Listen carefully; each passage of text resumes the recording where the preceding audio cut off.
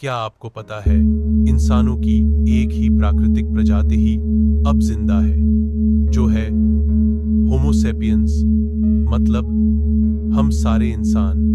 लेकिन पुराने समय में धरती पर लगभग 20 से भी ज्यादा अलग अलग इंसानों की प्रजातियां पाई गई थीं। होमो सेपियंस आज के समय की एकमात्र जीवित प्रजाति। और भी कुछ प्रजातियां जिनकी पहचान जीवाश्म साक्ष्य से हुई है, कुल 16 से 21 प्रजाति तक मानी जाती हैं। वर्तमान में सिर्फ होमो सेपियंस ही बची है। बाकी सब प्राचीन प्रजातियां लगभग 40,000 साल पहले या उसके आस पास बिल्कुल खत्म हो गई।